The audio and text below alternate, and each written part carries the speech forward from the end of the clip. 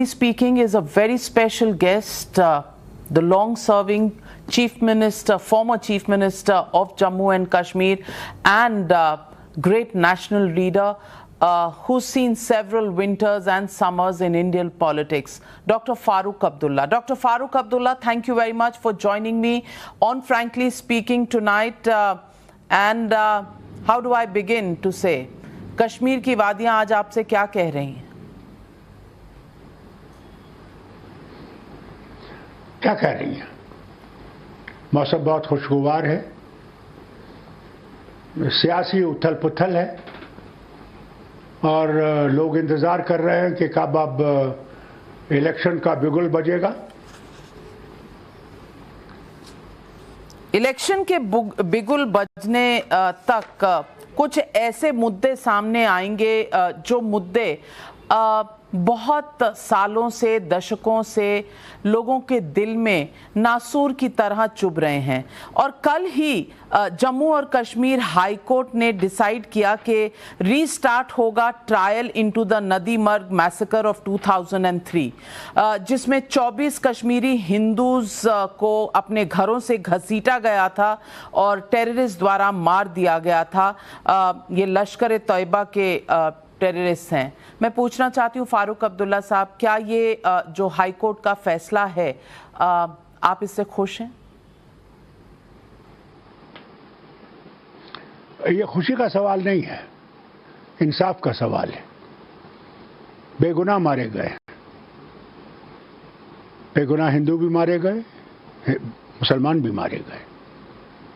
मेरी जमात के भी कई आला मिनिस्टर, पार्टी के एमएलएज, हमारे छोटे छोटे वर्कर मारे गए। उन सबको इंसाफ चाहिए, उनके बच्चों को, उनके घर वालों को इंसाफ चाहिए। मैं तो ये खुश होता कि हाई कोर्ट सिर्फ इनका नाम नहीं लेता, बल्कि सब जो मारे गए हैं आतंकवाद से, उनके लिए भी सोचते और उनके लिए भी इस ट्रायल को बढ़ाते। तो आपका कहना है कि कश्मीरी हिंदूज की बात हुई, ये आपको नागवार है, सबकी बात होनी चाहिए थी? नहीं, नागवार नहीं है, आप गलत इस्तेमाल करते हैं। मैंने कभी नहीं कहा नागवार है, मैं तो खुश हूं कि यह है, मगर दूसरों को भी तो इंक्लूड कीजिए जो मारे गए हैं। आप क्यों एक ही तबके को लेके चल रहे हैं? क्या दूसरे वो कश्मीरी नहीं हैं?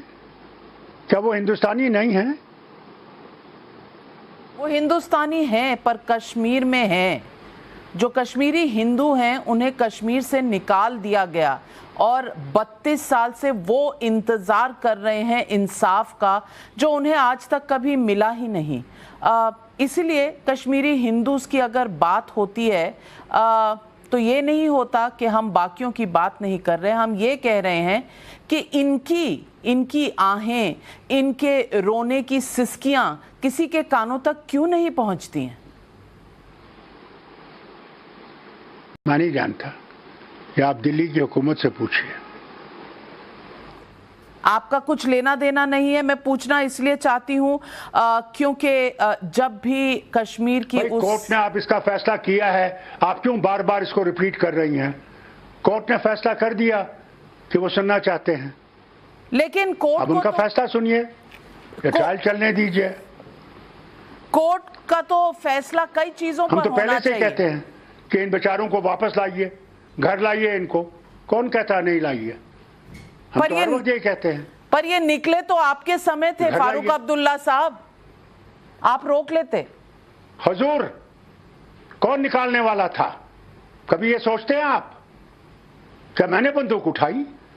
क्या हमने बंदूक उठाई? कौन थे जिनने ये किया? उन पे उंगली क्यों नहीं उठाते आप? तो जो पार से आए, जो बाहर एथनिक क्लेंजिंग चाहते थे, पर जो बाहर से आए, जो एथनिक क्लेंसिंग चाहते थे, उनसे तो आप कहते हैं हमेशा के बातचीत करते रहिए।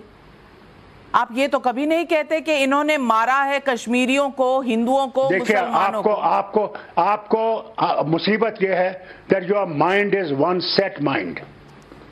It is not only I saying that वो बात करें। अभी आपने वो इंटरव्यू सुना वायर पे, जो एक्स हमारे सबरवाल जो वहां पे हाई कमिश्नर थे, उनने इंटरव्यू दिया। वो इंटरव्यू पढ़िए और उसके बाद देखिए वो क्या कहते हैं। मैं बात करना चाहती हूँ फारूक अब्दुल्ला साहब, आप कहते हैं कि जो ये नहीं, एक्सोडस फारूक अब्दुल्ला से ऐसी बात मत करिए मेहरबानी करके। मैं इंटरव्यू बंद कर दूंगा अगर आप ऐसी बात करती रहेंगी। क्यों? 1989 की जो किलिंग आप जख्मों को उखाड़ रही हैं, आप जख्मों को उखाड़ रही हैं। जिनके जख्म रिस रहे हैं 32 सालों से, उनके जख्मों का क्या? हम फारूक सबके अब्दुल्ला जख्म, साहब, हर कश्मीरी का जख्म। वो हिंदू हमारे भाई थे, कोई हमारे दुश्मन नहीं थे। हम उनके साथ पले हैं, पोसे हैं, जिए हैं, बैठे हैं, मरे और जिए हैं उनके साथ। मरे और जिए हैं अगर, तो मुझे ये बताइए, इतिहास आपसे पूछता है कि जब 3 हिंदू, टीकालाल टपलू, जस्टिस नीलाकांत गंजू, जब जर्नलिस्ट प्रेमनाथ भट्ट को शूट कर दिया था, और ये सितंबर 1989, अक्टूबर 1989, दिसंबर 1989 जब आप मुख्यमंत्री थे, तो आपने क्या? इंटरव्यू फॉर, तो आपने interview for? My interview is for asking about Kashmir. I'm not ready to give her interview. She is totally तो आप, one-sided BJP person. मैं बीजेपी की हूं, और कश्मीरी हिंदू किसके हैं? आपके नहीं है, आपके नहीं है फारूक अब्दुल्ला साहब। फारूक अब्दुल्ला साहब कश्मीर पे सवालों के जवाब नहीं देना चाहते, कश्मीरी हिंदुओं के सवालों के जवाब देना ही नहीं चाहते। मैं क्या कर सकती हूँ? बड़ी कोशिश की कि कुछ जवाब मिल जाएं, some answers at least, but no, 3 questions, not even 3, maybe 1.5 question on Kashmiri Hindus and what happened to them. क्या हुआ था उनके साथ 1990 और 1989 में, और फारूक अब्दुल्ला साहब उठकर चले गए। बस यही है फ्रैंकली स्पीकिंग कश्मीर के मुद्दे पर, कश्मीरी हिंदुओं के मुद्दे पर। Frankly speaking with Farooq Abdullah साहब कश्मीर पर।